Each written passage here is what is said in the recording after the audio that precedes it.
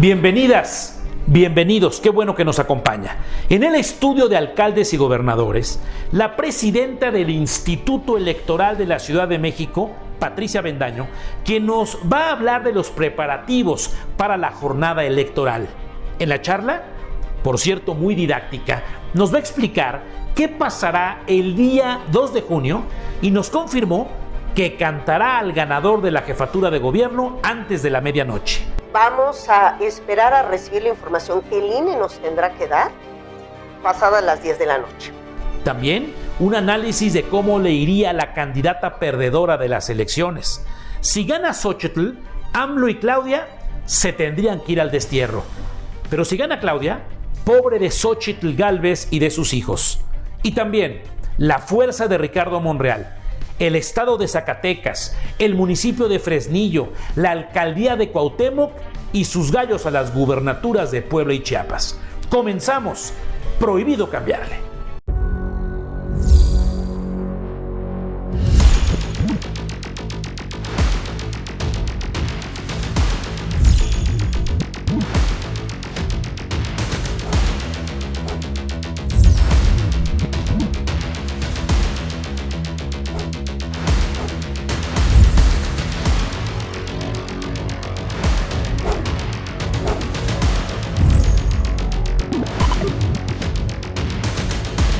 Si Xóchitl entrara el próximo 1 de octubre a ejercer el cargo de presidente, ¿cómo sería su relación con el exmandatario López Obrador? En ese supuesto de que ganara las elecciones del 2 de junio la oposición, AMLO tendría que entregarle la banda a la presidenta electa. Seguramente se iría corriendo al aeropuerto a abordar un avión con la cola entre las patas y pernoctaría esa primera noche en el rancho La Chingada. Empezarían los rumores del autodestierro. El mandato de las urnas sería muy claro: modelos político y económico distintos a la 4T. Con este resultado, los mexicanos exigirían auditorías. ¿Podrían, pregunto yo, ir a la cárcel varios militantes de Morena? Con el supuesto triunfo de Xóchitl, la presidenta Gálvez le haría la vida imposible a López Obrador y a sus hijos. ¿Y cómo le iría a Claudia Sheinbaum? Pero permítame cambiar los papeles. Si gana las elecciones la doctora Sheinbaum, ¿cómo le iría a Xóchitl? La presidenta de la República le cobraría todas juntas a la hidalguense. La nueva huésped de Palacio, después de recibir las llaves del despacho de su amigo López Obrador, ¿dejaría pasar los agravios de campaña o se vengaría de su contrincante? Mucho se ha hablado del posible maximato moderno, donde López Obrador, desde su rancho, daría órdenes a la primera presidenta de México, pero algunos aseguran que eso es una falacia y que al detentar el poder, Claudia no le va a hacer caso a López Obrador. Recuerden que los perdedores se van apestados al ostracismo político. Pregúntenle a Mid, pregúntenle a Naya, por citar solo dos ejemplos muy cercanos. En nuestro sistema presidencialista, el ganador se lleva todo y el perdedor se tiene que esconder y nunca representa el liderazgo de la oposición. Si gana Xóchitl, la pasará muy mal Claudia, pero sobre todo la familia López. Pero si gana la doctora Sheinbaum, le espera una vida muy complicada y solitaria a Xóchitl y también a sus hijos. Se le acabarían los amigos, ya nadie la buscaría ni le ayudaría. La posibilidad de la derrota de Xóchitl es tan grande como el muy posible supuesto de que se vea muy sola después del 3 de junio.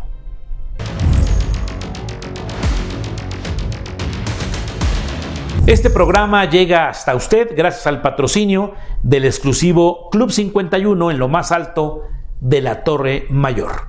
Muchísimas gracias.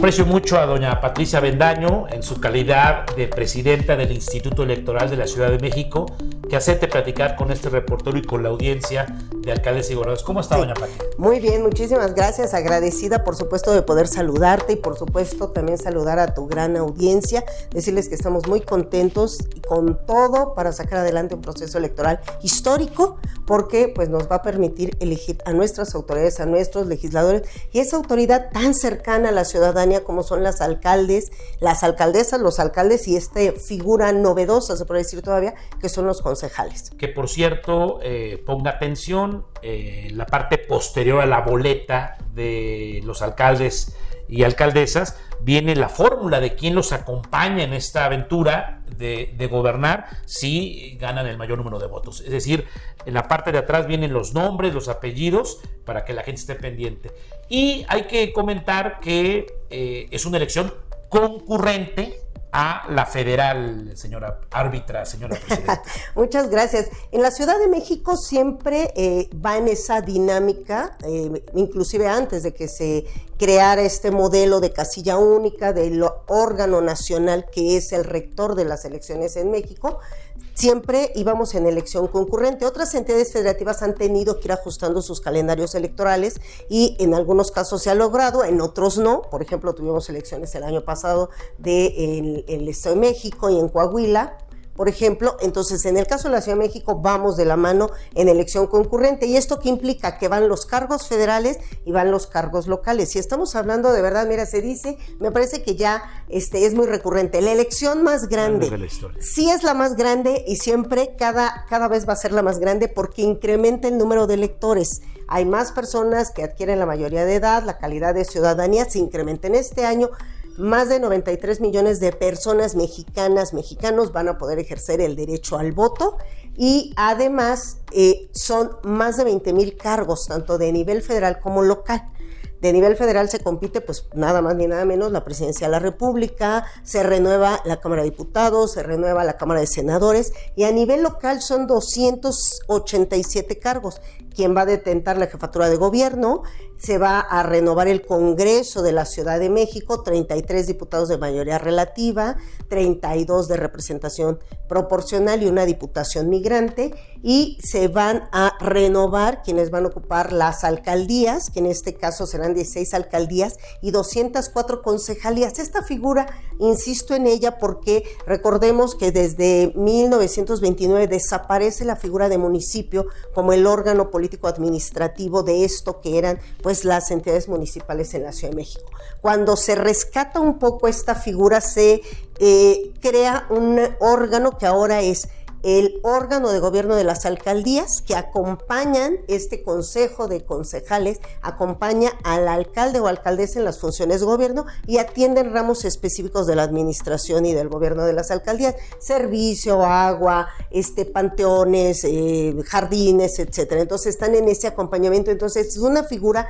ya no es unipersonal, digamos, el gobierno de las alcaldías, sino que votamos por el alcalde, su fórmula, que son un grupo de personas que le acompañarán en la función de gobierno. Como en las presidencias municipales de toda la República, sus regidores y su síndico procurador. Exactamente. Qué bueno que los de la Ciudad de México ya son ciudadanos de primera. Así es. Y vale la pena recordar que, al igual que en la elección concurrente del jefe de gobierno de la Ciudad de México, habrá también 8 gubernaturas en juego en la elección del 2 de junio de 2024. Presidenta, le propongo que seamos muy didácticos en esta charla. ¿Qué va a pasar para el habitante de Ixtapalapa, de Tláhuac, de Milpalta, de Benito Juárez, de la Miguel Hidalgo, de Xochimilco, el día 2? ¿Van a llegar a la casilla y tendrán que hacer 2 colas, 2 filas o solamente una fila?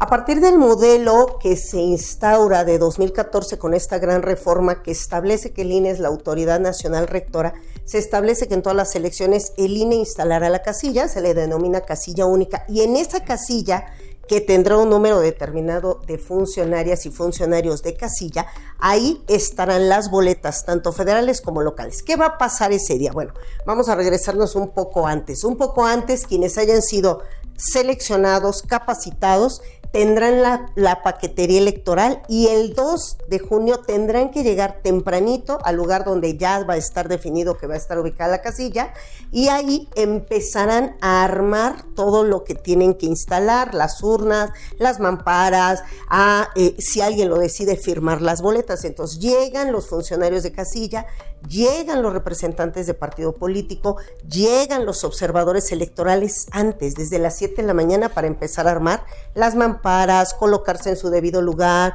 firmar las boletas, preparan todo perfectamente, el líquido indeleble, la marcadora de credencial, dejan todo listo. Y en punto de las 8 de la mañana se declara abierta la casilla. Y en ese momento es cuando, si ya hay personas formadas, se les empieza a dar acceso.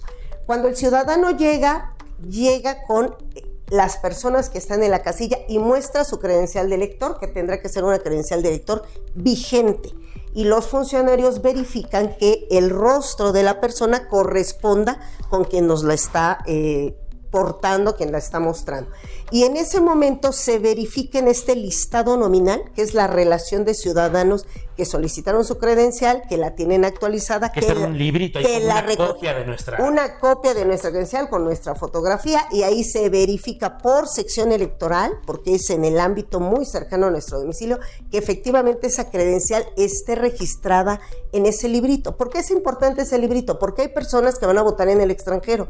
Si decidieron votar en el extranjero, no van a estar en el librito de la casilla de nuestra casa, van a estar en donde decidieron votar. Entonces se busca que efectivamente estén ahí. A lo mejor alguien se confunde, llega a una casilla que no le toca, no es, sí trae una credencial, le toca en la alterna o en la B. Exactamente, ¿no? Se procura que las casillas estén en un mismo lugar, pero no siempre tenemos esos espacios. Eso es interesante, donde regularmente hemos votado, la escuela, el nosocomio, el patio del vecino, que es grande, casi siempre se vuelve a instalar. Y se busca que esté la casilla básica, pero si rebasa el número de personas, son muchas personas las que habitan ahí, se va dividiendo por orden alfabético. Entonces dice, la casilla básica corre de la A a la B, de la D a la E. Exactamente. La contigua 1, la contigua 2, dependiendo. Entonces, si no estamos en esa, dependiendo de su apellido, dice, no le toquen esta, le toquen la que está enseguida, porque estamos en la escuela o está en la casa de junto, y ahí estaremos. ¿Habrá dos mesas receptoras de votos, es decir, una para nacional y otra para local? No,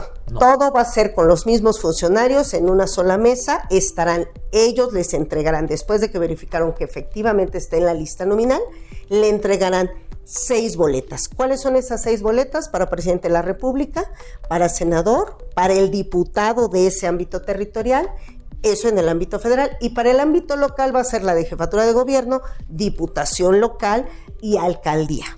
Es decir, va a haber 6 urnas para, después de tachar mis boletas. Y hay que tener cuidado de no equivocarse, ¿verdad? Totalmente, pero ¿qué pasa? Le entregan al ciudadano sus 6 boletas y se dirige a la mampara, donde en secreto tiene cortinillas, y entonces ahí con el crayón que va a encontrar ahí, pero también está corriendo la especie de que no pinte el crayón que el INE va a proporcionar o que se van a colocar en las mesas. No importa, pueden llevar el que prefieran de su casa.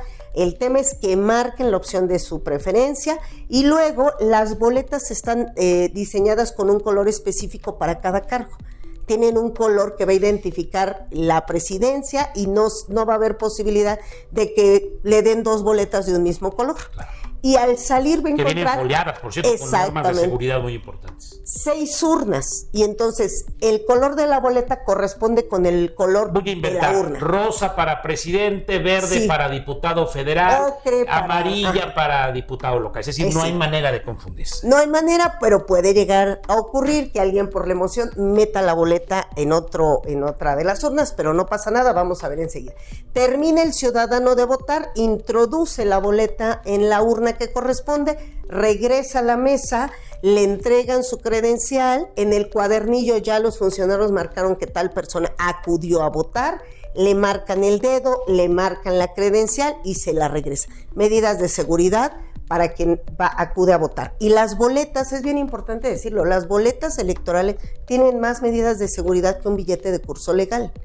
Tienen muchas medidas, algunas conocidas, otras que se mantienen en reserva, y el día de la elección se hace un monitoreo aleatorio de se acude a las casillas, personas para que no metan una libreta falsa de exactamente. de boletos, claro. Y aparte se sellan, llevan el folio, las firman los representantes de partidos si así lo desean, y bueno, muchas medidas. A ver, hay una pregunta muy reiterada por parte de los cibernautas y seguidores de alcaldesigobernadores.com.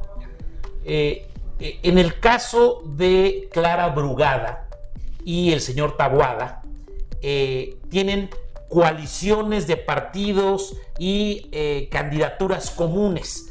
¿Cuántas veces va a aparecer el rostro de la señora Clara Brugada con su nombre y apellidos? ¿Y cuántas veces va a aparecer la fotografía, el rostro del señor Taboada con los diferentes partidos? ¿Cómo va a aparecer la boleta? Sí, en la boleta está diseñada de manera tal que no aparecen fotografías, aparecen los nombres. En el caso del señor Taboada van a estar los logotipos de los partidos que lo postulan y él va a aparecer... ¿3 veces? Sí.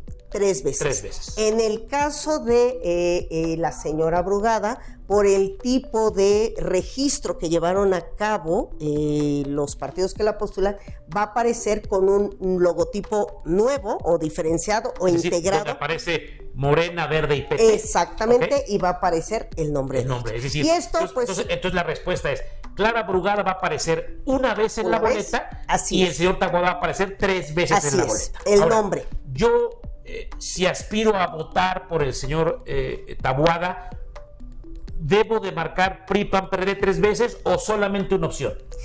Lo preferible es que marque solo una opción porque, vamos, por este tipo de modalidad, si alguien se confunde y dice, pues marqué aquí y por error marca otro partido, ese voto es nulo. Si marca los 3 partidos que postulan al señor Taboada, el voto es válido y las marcas después se tiene que ver para qué partido, de acuerdo al convenio que ellos hayan firmado, se distribuyen los votos. A ver, eso es muy interesante. Si alguien va a votar por el señor Taboada, pero marca la casilla que dice Partido de la Revolución Democrática, ese voto es para el señor Taboada, pero para la contabilidad del Instituto Electoral de México le corresponde al PRD. Así es.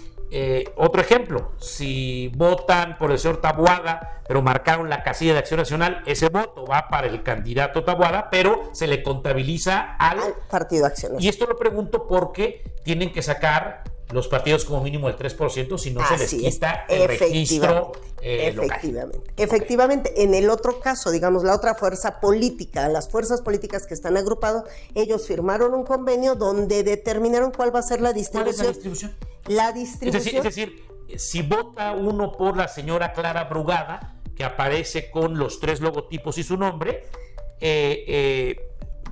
tachan una vez.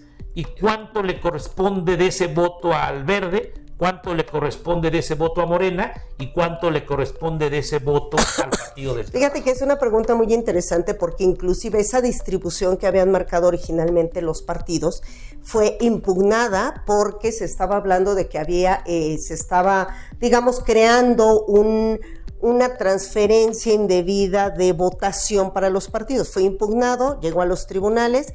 El tribunal local dijo no es lo correcto, los partidos volvieron a impugnar. Se fue al federal. Y se fue a la sala regional Ciudad de México, en donde dijeron no, la distribución es la que originalmente habían planteado. Y bueno, pues la verdad es que sí nos vimos un poco en aprietos porque precisamente el martes 19 habíamos programado para hacer el registro de todas las candidaturas, aprobar el registro de las candidaturas y justo unas horas antes nos llegó la sentencia del tribunal para ajustar. Mira, me encantaría darte ya datos precisos, pero a efecto de que quedara debidamente, digamos, reflejada la determinación del tribunal, están haciendo algo que se le llama engrose al acuerdo del Consejo para dar cumplimiento a la sentencia y dejar con toda claridad, porque los partidos se tuvieron que poner de acuerdo nuevamente, ya habían modificado su distribución. Es decir, de acuerdo a una negociación entre PT, Verde Ecologista y Morena, cuando marquen a la señora Clara Brugada, ellos se repartirán un porcentaje de cada uno de los votos. Ahora bien, sé que nos hemos extendido, pero es fundamental. La casilla cierra a las 6 de la tarde. Si estoy formado, ¿me dan chance de votar, sí o no? Totalmente. Tienen que darle oportunidad. Esto aplica a las personas que estén, las introducen al lugar donde esté llevándose a cabo la votación y tienen que permitirles. Por eso es que no cierran en punto, no es que le bajen la cortina. Llevo 32 años de reportero.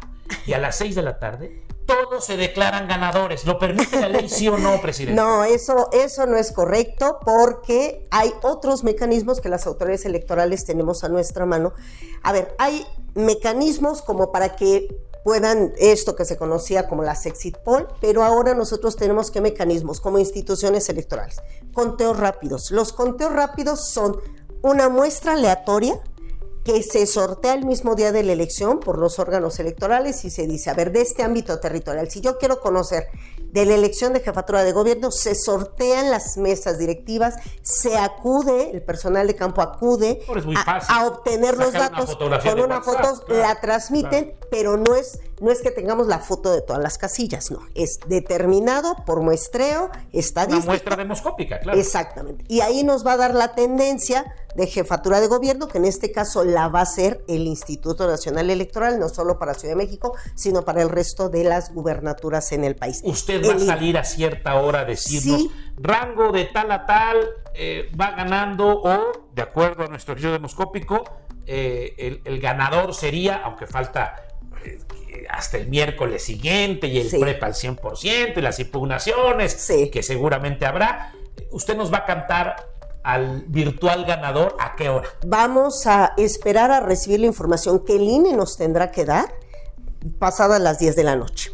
Ahora, ¿qué es lo que nosotros vamos a hacer? ¿Pasadas las 10 de la noche puede ser 4 de la mañana o antes de que nos vayamos? No, antes de que se vayan a dormir. Después de las 10 y antes de las 12 de la noche, esperaríamos ya tener... Usted frente a 500 cámaras y muchos compañeros, colegas, va a decir... ¿Quiénes son las personas que llevan hasta ese momento, no el virtual ganador, sino quienes llevan por tendencia la mayoría de votación se está registrando? Pero aquí hay un dato bien importante. Luego se lleva también de manera paralela lo que se llama el programa de resultados electorales preliminares, que en su origen sí aspira a reflejar los resultados de todas las casillas. Pero no sirve hasta que esté el 100%. Pero también nos da tendencias, por una parte, y son datos informativos. Es bien importante porque a veces dice, es que los resultados del PREP no se asemejan con los resultados del cómputo oficial. Hay muchas razones por lo que eso no puede ser, tampoco es que vaya a haber una diferencia sustancial. Porque lo que se hace es captar las imágenes, se escanean las imágenes y en el caso del Instituto Electoral de la Ciudad de México las vamos subiendo a tiempo real para que las pueda visualizar cualquier persona. Pero hay que tener cuidado, hasta abajo del lado izquierdo dice 1% de la captación o del registro o cómputo de las actas. Así es. Pues es que mis compañeros reporteros y a veces la ciudadanía se equivoca porque servirá el PRE para ir viendo, inclusive le aprietas y te dice casilla por casilla, distrito por distrito, y la Ciudad de México, y alcaldía por alcaldía. Claro. Ahora, eso es una fórmula de transparencia, no de cantar así el triunfo. Y el PRE pues va también hay PREP casilla, que también es captar los resultados de lo que se está asentando en las actas. Ahora, creo que va a haber una votación copiosa. Y en virtud de la votación copiosa, debo decirte que se empieza a hacer el cómputo. Cuando cierra la casilla, empiezan a cancelar las boletas que no se usaron, a vaciar las urnas, a hacer el cómputo primero, ¿cuál? Presidencia de la República, senadores, diputados, los cargos federales, y luego empiezan con los locales. Se ha tratado de que sea simultáneo, pero de verdad es que tenemos a los representantes que no, y a veces ese cómputo se puede tardar mucho tiempo. Vamos a suponer que idealmente una casilla pueda cerrar a las 6 de la tarde. Idealmente la casilla más cercana a un distrito donde están las personas que van a llegar, formar, lo que sea, ahí hemos empezado a recibir, y yo calculo por la experiencia de 2018, después de las 10 de la noche estamos empezando a recibir los paquetes. Hay una característica en la Ciudad de México bien importante y quiero resaltarles: la única entidad del país donde empezamos el cómputo la noche de la elección, no el miércoles como el INE, no el miércoles, nosotros empezamos, y entonces... Noche 2 de junio ya empiezan. Nosotros empezamos, y si todo marcha bien, calculo que pasado el mediodía de lunes, en muchos distritos ya tendremos cómputo total cerrado. Doña Pati, usted será parte fundamental de la democracia de México. La ciudad capital, sede de los poderes de la Unión, está en juego.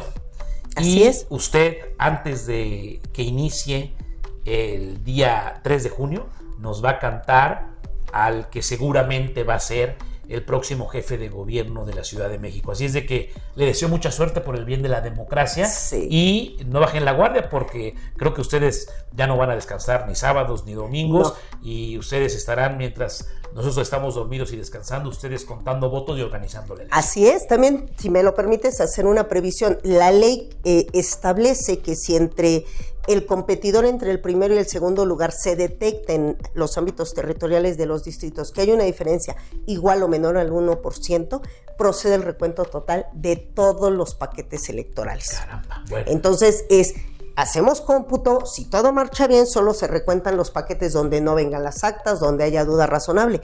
Pero si en ese momento se empareja a ese nivel del 1%, menos del 1%, se tienen que contar. Y cada distrito tiene en promedio entre 300 y 500 paquetes.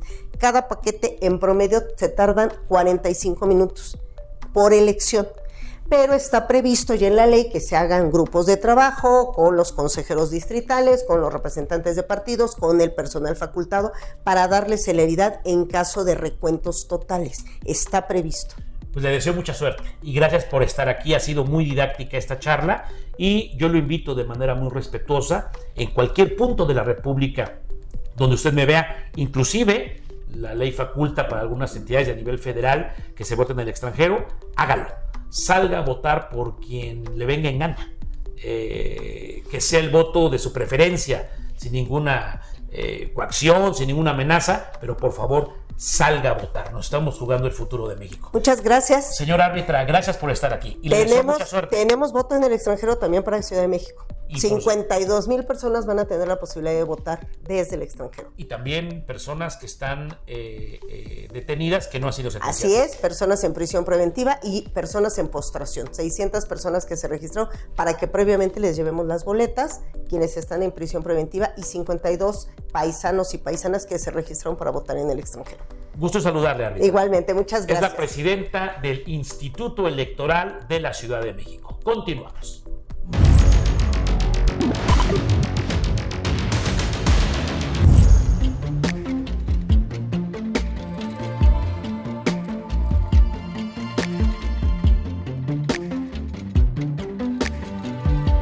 Monreal y la Ruta 2030, ganar perdiendo. Si la contienda interna de Morena por la candidatura presidencial tuviera un segundo lugar, este sería para Ricardo Monreal.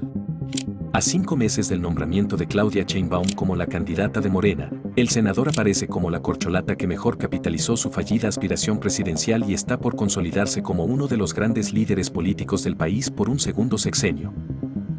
En lugar de la presidencia de la República, Monreal obtuvo posiciones de poder que mantienen su liderazgo político nacional, pues dejó candidatos afines en los estados de Chiapas, con Eduardo Ramírez, en Puebla con Alejandro Armenta, la alcaldía Cuauhtémoc con su hija Katy y mantiene su relación político-familiar en Zacatecas. El clan Monreal entra por la puerta grande a la antesala que tiene la nueva clase política del sexenio 2024 a 2030. El senador ha concentrado mucho de su poder político en la alcaldía Cuauhtémoc, la sede de los poderes de la Unión. La ruta, tanto para el mantenimiento de su supremacía operativa como incluso una segunda búsqueda presidencial, depende de los resultados electorales de sus alfiles en las demarcaciones mencionadas. Su ventaja es la operación política, la red de generales, comandantes, sargentos y hasta soldados rasos de un imponente ejército electoral, es su ventaja competitiva. La jugada maestra fue el pacto temprano con el presidente Andrés Manuel López Obrador. Leyendo entre líneas, Monreal detectó que el presidente ya había elegido y en consecuencia, prefirió acordar obteniendo así nombramientos para sus cercanos en 2 gubernaturas, una alcaldía capital y una candidatura al Senado, para su hermano menor. En 6 años Ricardo Monreal tendrá 69 años, una edad similar a la del actual presidente. El zacatecano buscará por segunda ocasión la presidencia de la República y tendrá a sus alfiles apoyándolo.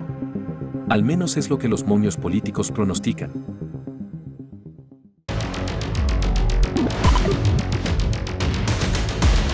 La empresa productora de este espacio periodístico es la compañía que nos acompaña, claro, en este esfuerzo periodístico de alcaldesigobernadores.mx.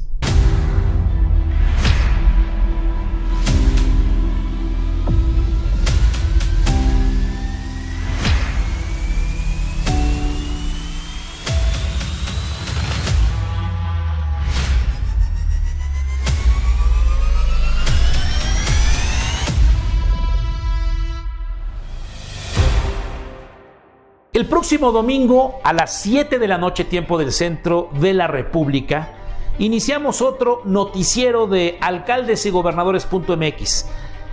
En este portal noticioso podrá encontrar toda la información de su municipio, su estado, lo que pasa en el país e inclusive allende nuestras fronteras. Yo soy Gustavo Rentería y lo invito como siempre a que juntos hagamos mejores noticias para un mejor México. Pásela bien. Adiós.